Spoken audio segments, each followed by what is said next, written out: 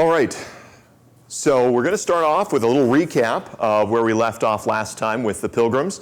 Right now, so they left England because in England you could only attend the state church that was at its head was the reigning monarch at the time of England, whether that be a king or queen, but they were in charge of the church, and so it was a criminal offense to not attend the state church, and it was also a criminal offense to hold your own church services.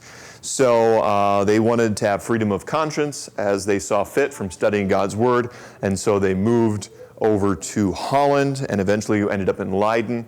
But those times were hard and much difficulty with the language, with much hard work, with the hard work weighing on their families, their children being bowed down by labor, very, very hard physical labor, and then also their children getting influenced by the world and kind of running off and throwing away their parents' values and teachings and going off and living, just getting caught up by the world.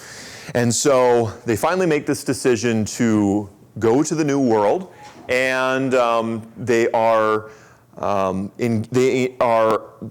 connected with a group of speculators because they don't have a lot of money.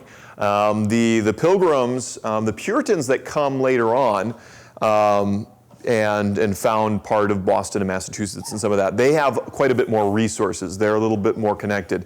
These Pilgrims didn't have a lot of money, and so they needed someone to invest or put the money up front for them to go over to the New World. And for that, they pledged themselves as this group to work for these guys for 7 years to pay off this debt.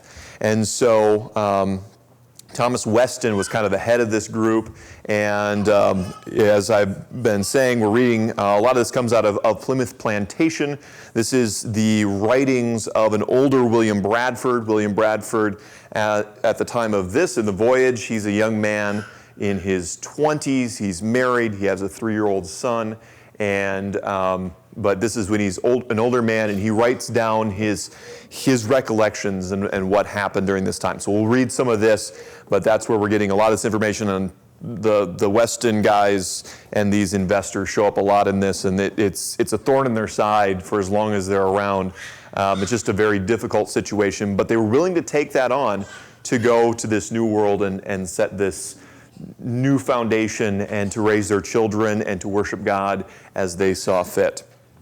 So to start off, one of the interesting things that I think is fairly a little misunderstood, and something that was helpful to me in studying this, is that the group that we know of as the Pilgrims, and this is kind of an artist rendition of them getting on the ship and all this, but this group we call the Pilgrims weren't all these separatists. There was actually a group of about 50% these separatists' families, and then there was 50% others. And there was about 101, 102 passengers on the Mayflower. Kind of the final roster is about 102 people. So about 50 of those folks were believers, were similar to, they would all been in the same church under Pastor Robinson, as we talked about last week. And they were very well knit together and students of the Word. And then you have 50 other people, other families come in, and these weren't all people that were antagonistic to them. There were some like Miles Standish, who would be their military leader and military trainer of the group. This was something very important to them. Miles Standish was a lieutenant in Queen Elizabeth's military, in the English military, but he goes along with them, and he's connected with their church a little bit as he is over in Holland and connects with Pastor Robinson and knows who they are and is like-minded in some ways, but isn't really attached to their church. There's some, I went through the roster, and there was some fun last names. So there were some like a Christopher Martin and his wife Mary, and they were more Puritan leaning, and they had some resources.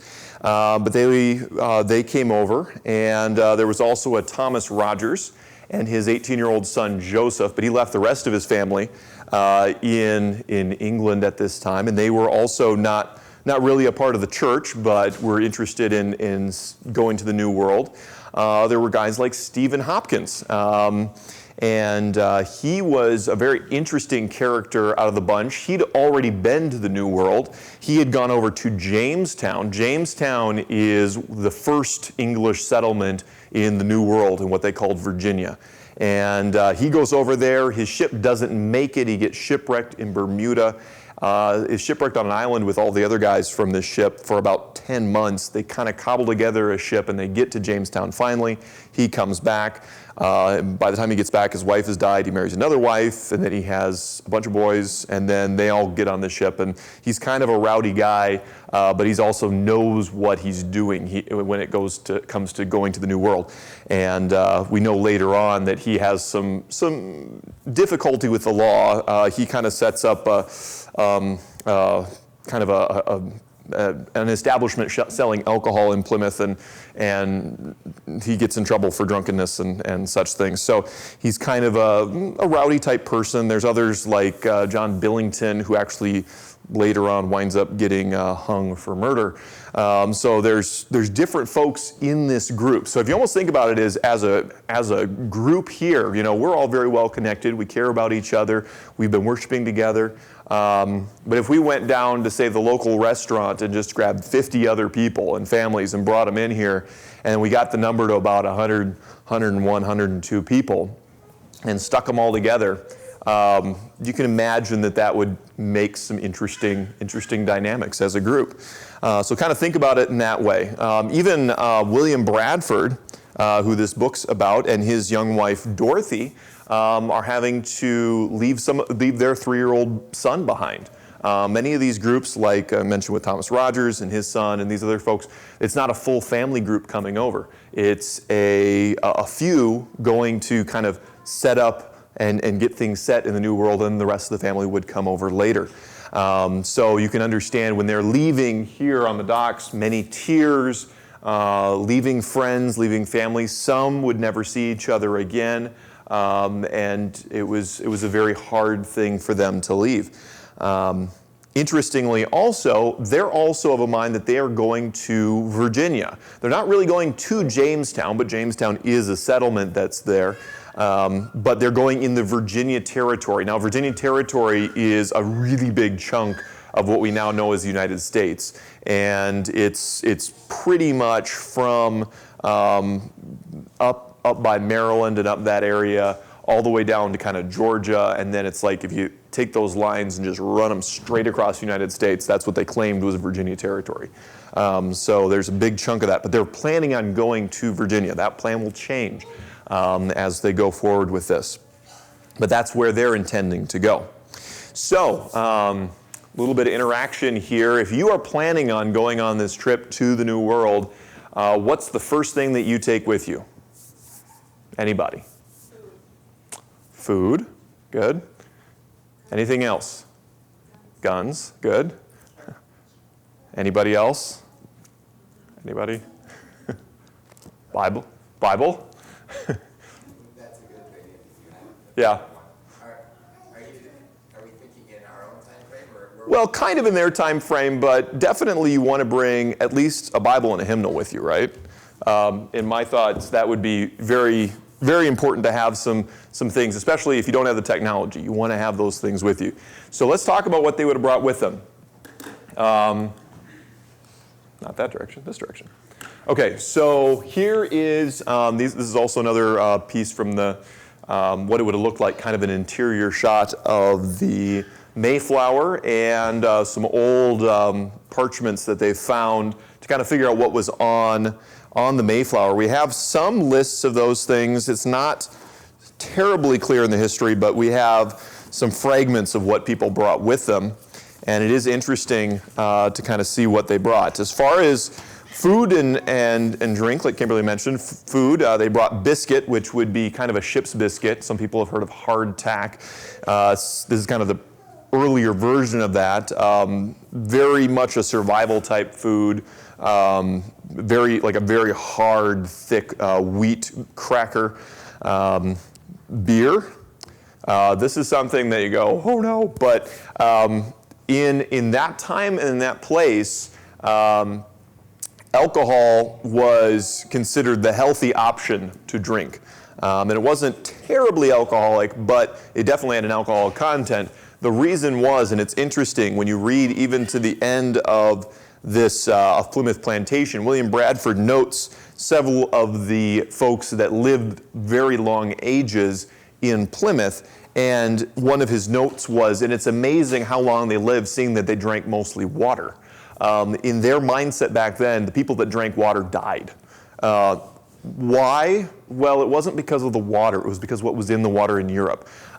People didn't have good sanitation, and so what you were drinking in the water would bring disease. And that's part of the reason that we have laws that keep safe drinking water away from sewage and other things. It's for that very reason. So they had beer, salt, dried beef, salt pork, oats, peas, wheat, butter, mustard seed, codfish, good cheese, vinegar, rice, bacon, and cider. Most of their bedding was canvas sheets, rugs and blankets. They brought arms, like we talked about with guns, light armor, fowling pieces, swords, belts, bandoliers, powder horns.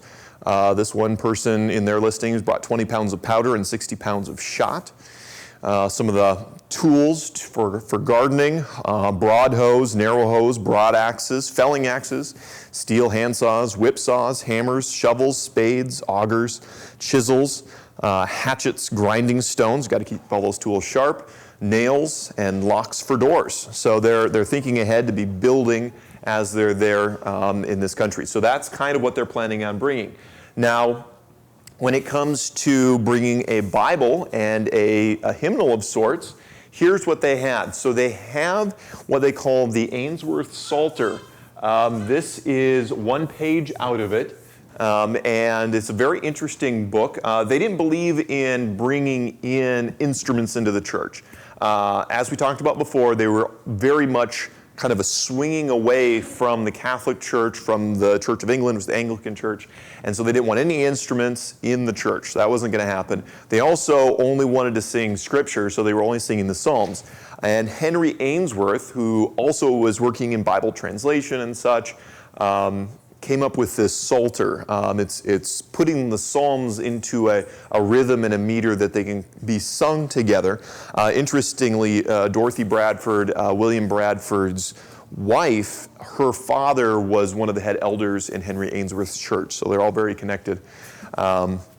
With this Psalter, this is hymn from Psalm 100. It's called the Old 100. And actually next week I'll have everybody, we'll walk through and actually sing this the way they would have. But we're not going to do that today, but that'll happen next time. But this is interesting. He's got references at the top, so kind of cross-references, as it were. He has the actual psalm, the way he translated it on the laser pointer here. So this, wrong way. Come on. There we go. So this is his translation of the psalm. This is his set to music, and he had to rearrange the words a little bit to make it actually play out properly. And then he adds his own notes on the psalm down here.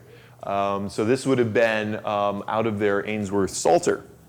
That's the hymnal that they would have carried with them and sung out of. It's interesting that from different accounts, they said that many of these folks who came over had very good ability in music and were well versed in music and could sing well together. The interesting thing is, in the generations after, just because of the rigors and the attention put on surviving in the wilderness, that kind of goes away. They kind of wind up having, kind of losing that skill until things get prosperous enough where they can build that back up again in how to sing as a group together. They still sing together, but I'll talk about the different ways that they did it, but that'll be next week when we kind of talk about their church services and what that would have been like. Here we have the Geneva Bible, and that would have been the Bible that they would have taken with them. It's a very interesting Bible. This is before the King James Bible. It's a 1599 is when this is written. 1612 is when the Ainsworth Psalter is written. Geneva Bible, it has almost like a study Bible. It has very heavy notes here on the side, as you can see on these edges. And it has a very strong Reformed theology or Calvinist leaning in those notes. It also is very, in a sense, has a tone of the monarchy. There's different notes and things in there that kind of have to do with where they kind of translate anything to do with king, calling it and translate it tyrant, or saying that rebellion against tyrants is obedience to God. Those kind of things kind of come from that. So part of the reason that King James was encouraged and he kind of commissioned the King James Bible to be written. But this was kind of a reaction away from the king having his hands in a Bible translation. So interesting Bible translation. Also another note, when the King James translators, one of their notes was we're not going to add a lot of extra notes on the side. They didn't add a lot of study notes or their own ideas on the sides when they did the King James Bible. But this is the Geneva Bible, an interesting Bible to study because it is in that chain of progression up to the Bible we have today. So also, like we mentioned, with arms and armor, this is what they would have been equipped with, as it was a very important thing to them. Like I said, they had Captain Miles Standish, who would be training them in their use of firearms. This isn't something they know how to use. None of them are from military backgrounds, and so they needed good training in how to use these. And part of the reasoning was they were setting up a colony for England, and there could be attacks from a lot of different places. There could be attacks from the Spanish or the French, possibly the Dutch, that happened too. Pirates, those existed as well, and the natives. So they were definitely pro Second Amendment, before the Second Amendment. They also brought about 6 or so heavy cannons that would wind up being mounted in their kind of the roof of their meeting house as a strong house. So they were very into that. They had pretty heavy armor, and then these are matchlock muskets, smoothbore muskets that you have a little match here. You can see a little piece of cord, and you light that end, and it just smolders all the time you're using it. And when you pull the trigger, it drops down into a little pan of powder, which ignites the main powder in the barrel, and then out comes a projectile or shot, like they talked about in there when they brought 60 pounds of shot. So brought swords and other such things to defend themselves and to protect themselves in the New World. So as they head out on their journey, there's kind of an interesting hiccup in the way things start out. They can't make a straight shot of it. What happens is there's actually 2 ships that they have set up for this journey. They wanted a smaller ship for trading along the coast, and that was a ship called the Speedwell. And so they actually take the Speedwell from Amsterdam, the main group of separatists that we've been talking about, and they take it here into Southampton. And that's where they get most of their goods. They buy provisions for this trip, and they buy all those different things that we talked about. They're getting all those put together. And they meet up with, as you can see here, the white, the pink and the white there together. That's the white's the Mayflower trip. And so they're there together. And then they head out, and this little loop here and this little turn back here is an interesting story. Here's where we're going to turn to what William Bradford has to say about this. And it's kind of one of the first of many hardships that they run into. Here's what he has to say about this. As they're heading out, this is right after he records Pastor John Robinson's letter, like we read part of it last week. And then he talks about all things being now ready and every business dispatched, the company was called together. And this letter read among them, that's Pastor Robinson's letter, which had a good acceptation with all, and after fruit with many.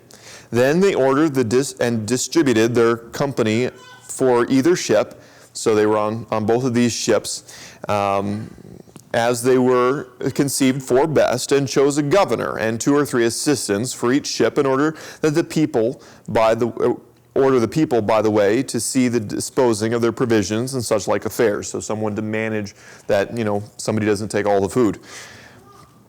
Which being done, they set sail from thence about the 5th of August. But with what befell them further upon the coast of England will appear in the next chapter. Being thus put to sea, they had not gone far, but Mr. Reynolds, the master of the lesser ship, that's this Speedwell ship, complained that he found his ship so leaky that he durst not put further into sea till she was mended. So the master of the bigger ship, that would be Master Jones, he's the master of the Mayflower, being consulted with, they resolved to put in at Dartmouth. So we can see here, they're turning, there we go. Turn back into Dartmouth here, if you can read that there. So that's Dartmouth, so they make that. And having her there, they searched and mended accordingly was done, and to their great charge and loss of time and fair wind. So this is taking time, and this is taking resources, and they're using up their resources. One thing about heading over here, the time you want to land in the new world is in the spring, because it gives you the longest time to set up your houses, to plant your crops, all those things. Very important, the timing you get over there. So this is using up precious time. And so they try to patch up the Speedwell, get it going, and then they head out again. But again, it begins to leak, and they have to turn back, and they land in Plymouth, England. And that's their last place they touch down in England. And the master of the Speedwell just says, I don't think this is going to work. This ship just is not worthy of this voyage. It just won't be able to make it. And they wind up having to consolidate. And some of the group are discouraged and actually stay back. And the rest kind of pile on to the Mayflower and all get together on this ship, and so they wind up heading out. Interestingly, William Bradford notes, but here, by the way, let me show how afterward it was found that the leakiness of the ship was partially by being overmasted and too much pressure with sails. So he was putting on too much weight in the sails, and this kind of opened up the seams of a wooden ship, caused it to leak. Something that he actually was intentionally doing. For after she was sold and put into her old trim, she made many voyages and performed her service very sufficiently to the great profit of her owners. So it was a perfectly fine ship. It was the shipmaster. Actually, he had some other deals in England that he wanted to do and that were more profitable, and he didn't really want to get stuck going to the New World. And so he was kind of backing out in a not so honest manner. So that was kind of the first of many kind of ways that the Pilgrims wound up being troubled by people, in a sense, taking advantage of them. So that's kind of the little story about the Speedwell. And so they finally do head out on the Mayflower. And so they leave Plymouth. This is their last, this is a monument in England, in Plymouth, England. And this is kind of the last place the ship would have the last part of land that they would have touched down on before the Mayflower headed out. So just to get a little idea of the Mayflower as a ship and what it would have been like to be on this ship. So you think about it, we have 102 people on this ship. It's about it's a fairly decent sized ship, but it wasn't designed for carrying passengers. This ship was a cargo ship, and it would go mostly from France and Germany and in the Mediterranean area and such, and carry vinegar and wine and salt and such around. So it wasn't designed for hauling people across the ocean in the Atlantic Ocean over the New World. It really wasn't set up for that. But interestingly, it probably was a good thing in a sense, because all of that vinegar and wine and such, casks break open and leak, and it was probably a fairly well disinfected ship when they got on it. So interesting, kind of a little thing that was a good thing. They were mostly, as a group, they were confined to what we call the gun deck. The ship did carry guns on it, and because there are pirates and Spanish and French and others out there that would want to make your life miserable. So, but you're stuck on this gun deck, and just to get a little picture of that, the area they had was about 24 feet wide, which is about the width of this church, maybe to one pillar over, but about that. And then it was about 58 feet long, so kind of pasted out. And from the back doors, probably through here is about that long, but you have the ends that curl in. And the one part that guys like myself and Steve Rogers wouldn't have liked, it was about 5.5 feet tall. And so people were a little smaller back then, but for anybody that was tall, you're not going to stand up straight for a long time. And they were in this for 66 days on this voyage over, and it wasn't just sitting still. It was definitely rolling back and forth. And then 66 days to get over there, but then many of them stayed from 4 to 6 more months on this ship while they were building their houses on the land. So you're cramped into these very tight quarters with all these people, and you can imagine that was not a very nice thing to be on for quite a while. And then you also wind up with what happens normally when people are at sea and you get seasick and everything else, and that's all happening in this lower deck. So as you can see here, here's that gun deck area. You have cargo down below, and then you have captain's quarters and such up here. Yes, you can go up on deck, and they have cooking areas up here, but only if things are nice can you go up on deck. You wind up below deck, and it was a very rough voyage because as they'd lost time, the weather had begun to change, and you wind up with stronger north winds, northeasters, and they wind up making the voyage very difficult and very rough, as the seas are very rough at that time of year. And so, yes, so they have a very stormy crossing. A couple interesting incidences that happened during that crossing that Bradford talks about during this time. So he talks about these troubles being blown over and now all being compact together in one ship. They put to sea again with a prosperous wind, which continued diverse days together, which was some encouragement unto them. Yet, according to the usual manner, many were affected with sickness. And I may not omit here a special work of God's providence. There was a proud and very profane young man, one of the seamen, of a lusty, able body, which made him the more haughty. He would always be contemning the poor people with their sickness and cursing them daily with grievous extrications, and did not let to tell them that he hoped to help to cast half of them overboard before they came to their journey's end, as in after they died, they send them overboard, not before. And would make merry with what they had.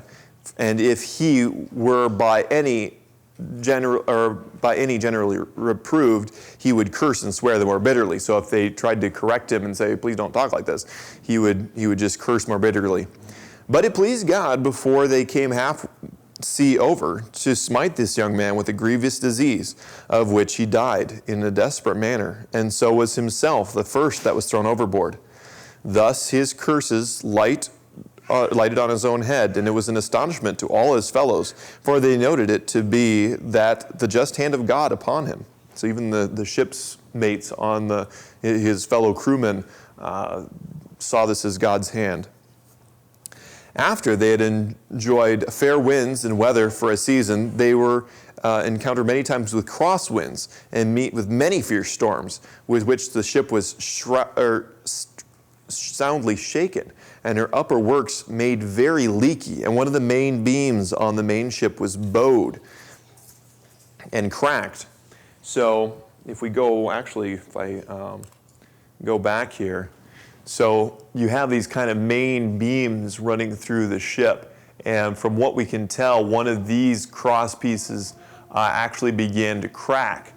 And an interesting thing, I've heard other historians talk about this in kind of a funny way. It's like, what do you bring on a trip like this? Well, somebody on board had brought a large screw jack. And we're not sure exactly why. Some people think maybe for a printing press, some people think maybe for jacking up houses or something. But it's kind of one of those things that you kind of wonder, was this one of those things a husband brought along and the wife's like, oh, why are you bringing that? We're never going to use that. Well, it winds up saving them here because they're able to use this large screw jack system to actually kind of push up on one of these beams that begins to crack in this really heavy storms that they're in, and it actually helps preserve them because the ship's captain and the folks were like, we're already this far over, but we don't want to keep going forward if the ship is going to fall apart on us, and this was a very crucial part. So interesting that God had whoever it was think to bring along this large, heavy screw, and we're talking something fairly big to jack up this ship. And so all these storms are going on. One interesting thing, and if you're thinking about it, if you were a young man, and you're down here in these nasty under the decks here with all these people and they're coughing and they're getting sick and everything else, you're probably wanting to get up on the deck and get a little fresh air, and you're strong, you can take it. And so that actually happened here. In sundry of these storms, the winds were so fierce and the seas so high as they could not bear a knot of sail. So they had to take in all the sails and just let it ride. But were forced to hull for divers days together. So you're just kind of bouncing around trying to figure out what's going on, but you can't really direct the ship when this is going on. And in one of them, as they thus lay at Hull in a mighty storm, a lusty young man named John Howland, coming upon some occasion above the grates, when he came up above deck, probably just to get some fresh air and see what was going on, with the ship, was thrown into the sea. So the ship's going back and forth pretty heavily, and he just can't hold on. He falls off. But it pleased God that he caught hold of the topsail lanyards. So the ship is going back and forth so badly that these lanyards and stuff are laying down in the water. So you got to be quite a bit of a ways over to have that happen. And he caught hold of the topsail lanyards which hung overboard and ran out at length. Yet he held his hold, though he was sundry fathoms under the water. So he was actually getting pushed under the water first and then came back up, till he was hauled up by the same rope to the brim of the water, and then with a boat hook and other means got into the ship again, and his life was saved. And although he was something ill with it, so he was a little shook up, yet he lived for many years after and became a profitable member in the church and the commonwealth. In all the voyage there died but one of the passengers, which was William Button, a youth, servant to Samuel Fuller, and when they drew near the coast. So that's kind of the wrap-up of this voyage. It's very stormy, very difficult voyage, and they do eventually end up in the New World. But because of all these storms and getting pushed back and forth and pulling all the sails, they don't wind up anywhere close to Virginia. So what happens is they wind up in what we now know as Cape Cod, in this area of Massachusetts, which is much further north than the Virginia territory. And they have a charter with them, which is something, it's a bill from the king saying, yes, you can, plant the flag of the king here and live here. They don't have any real direction here. And so many of the folks aboard, particularly those who were not of the separatist group, the other 50%, were kind of more of a, we even know them today, more of a libertarian leaning, kind of throw everything off, maybe a little more on the anarchy side. And they were like, hey, we don't have to do anything. Rules don't apply here. This is no man's land. We're going to just set up our own colony. We don't care. And that was not going to work at all. And so what happens is the everyone together gets together, and but it is headed up by the separatists, put together something called the Mayflower Compact. And this is kind of a document that is the first of the American kind of founding documents as we see it. But this is the first document of, in a sense, self-government. It is a very interesting thing, and as we can see here, this is kind of an artist's rendition of the men coming together and signing this. This was something that the men that were on the ship all put their name to. This was something that they all agreed would be something worthwhile to put together, and they were able to talk those that wanted to go split off and just kind of do their own thing. They were able to talk them into signing this, and this was in a sense, democracy. People all coming together and saying, we're going to bind ourselves under these rules. And it was important that they do this because they, like we talked about at the beginning, they had all pledged themselves, they'd all taken out this debt, in a sense, to fund this trip over here. And if some would just run off and do whatever they wanted to do, everybody else would get stuck holding that debt. So they needed to work together to pay this thing off and to set up this new colony. Also, as we'll see next week, they need everybody because it's going to be a very hard first year.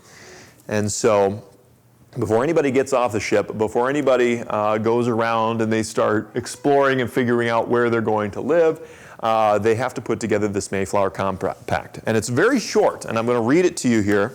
And somebody's actually taken it, if you want to read it in the actual writing, this is what it looked like. And it's interesting, F's and S's are interchangeable, and also U's and V's are interchangeable in the way they wrote back then. So a little difficult to read. Here is the Mayflower Compact. In the name of God, amen. We whose names are underwritten, the loyal subjects of our dread sovereign Lord King James, same King James, the King James Bible, by the grace of God of Great Britain, France, and Ireland, King, defender of the faith, etc., having taken for the glory of God the advancement of the Christian faith and the honor of our King and country, a voyage to plant the first colony in the northern parts of Virginia, that was their original plan, do by these presents solemnly and mutually in the presence of God and one another, covenant and combine ourselves together in a civil body politic for our better ordering and preservation and furtherance of the ends aforesaid, and by virtue hereof to enact and constitute and frame such laws as just and equal ordinances, acts, constitutions, and officers from time to time, as shall be thought most meet and convenient for the general good of the colony, unto which we promise all due submission and obedience, in witness whereof we have hereunder subscribed our names at Cape Cod on the 11th of November, in the year of the reign of our sovereign Lord, King James of England, France, and Ireland, in the 18th, and of Scotland, the 54th. Anno Domini, which is year of our Lord, 1620. And then all the men signed their names to this. And this was, while we think about it, we have a democracy and we have voice in government. This is a first, that common men are coming together. They aren't all, it's not just the guys that have land and money. It's not just those that have power that are making out these rules. This is the whole group. These are the men of the whole group coming together and binding themselves under this simple little document that, and they do wind up getting an official charter once they kind of go back from England. But this is the foundation that they start on. And this is the foundation that our forefathers look back on when they were putting together the Declaration of Independence and the Constitution, and this is that first step into self-governance as these people were seeing that they needed a document to hold them together in this new world and in this new place. So to wrap things up, I want to read from the book of John. And it's an interesting thing. I was just trying to kind of think through what are the lessons that we can learn from each one of these. And this one particularly really stood out to me as just kind of the lesson of, as we think about it, this group that we call the Pilgrims. It's 50% separatists, 50% kind of people from the world. And it's interesting. That's what the Christian life kind of is. We wind up interacting with a lot of believers because we fellowship together as a church and do things with other believers and friends, and we gravitate towards that. But we also do a lot of interaction with people in the world. And it's very interesting, and Jesus praised this in his prayer here in John chapter 17. So to kind of wrap things up, I'm just going to read through, like I have up there, 14 and 14 through 18 here, from John chapter 17. I have given them thy word, and the world hath hated them, because they are not of the world, even as I am not of the world. But I pray not that thou shouldest take them out of the world, but thou shouldest keep them from the evil. They are not of the world, even as I am not of the world. Sanctify them through thy truth. Thy word is truth. As thou hast sent me into the world, even so I have also sent them into the world. And it's a beautiful prayer by our Lord and Savior Jesus. But it's interesting because Jesus is praying here, and in a sense, what the Pilgrims were dealing with here was this mixing of people from the world and people from the church and believers, and how they had to work together, how they came up with this Mayflower Compact.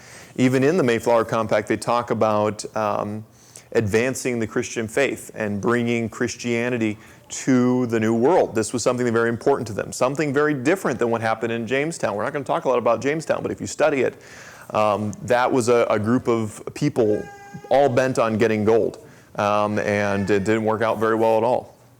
But they were there intent on establishing the Christian faith in the New World. They were intent on finding freedom in that, but they weren't going to be able, and maybe in a way God set this up, they weren't going to be able to completely isolate themselves away from the world.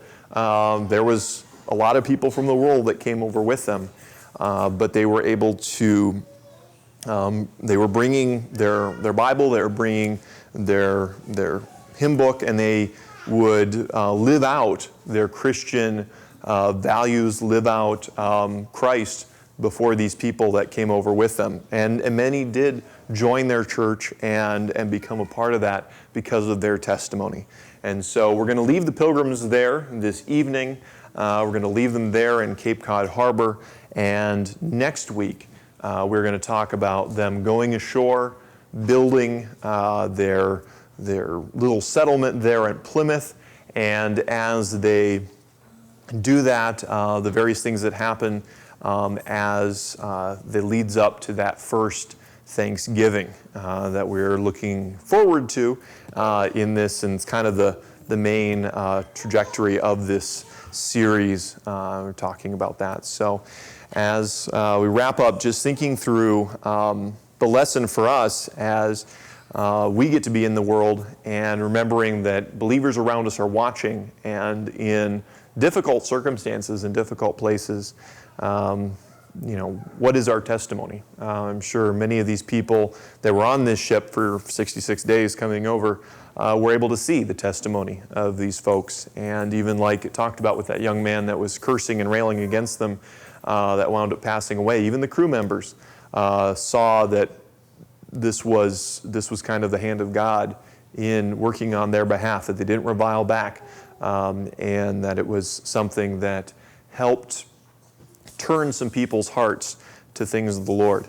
So very interesting and a good lesson from history to take away from this little portion on the voyage of the Mayflower heading over.